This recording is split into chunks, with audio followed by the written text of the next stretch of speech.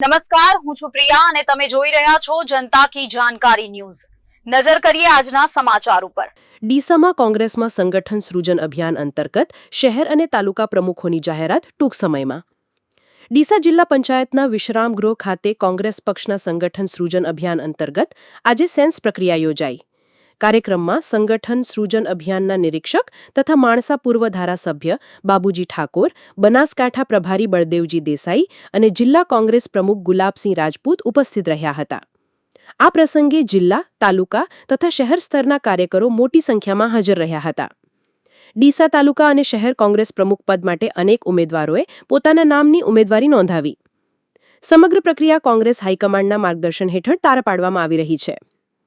જિલ્લા કોંગ્રેસ પ્રભારી બળદેવજી દેસાઈએ જણાવ્યું કે ડીસા શહેર અને તાલુકામાં કોંગ્રેસને સંગઠન સ્તરે મજબૂત બનાવવાના પ્રયાસો સતત ચાલુ છે। ટૂંક સમયમાં નવા પ્રમુખોના નામ જાહેર કરી પક્ષના કાર્યને નવી દિશા આપવામાં આવશે।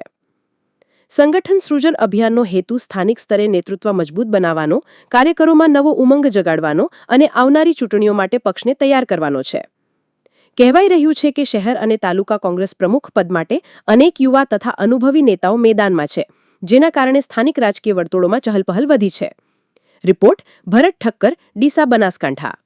સંગઠન સૂચન અભિયાન તળે ડીસા શહેર તાલુકાની કોંગ્રેસ પક્ષની બેઠકમાં આજે અમારી સાથે જિલ્લા કોંગ્રેસ પ્રમુખ અને પ્રભારી શ્રી બાબુજી ઠાકોર, ધારાસભ્ય શ્રી માજી માણસા તેમજ તાલુકા શહેરની ટીમ વચ્ચે જે કોંગ્રેસ પાર્ટીએ જે પ્રમાણે આખું અભિયાન ઉપાડ્યું છે એના ભાગરૂપે આજે ડીસા શહેર અને તાલુકામાંથી કોંગ્રેસ પક્ષમાં જે પ્રમુખ તરીકે દાવો કરવા માગતા હોય એવા મિત્રોનો ફોર્મ ભરવા માટે અહીં આવ્યા હતા।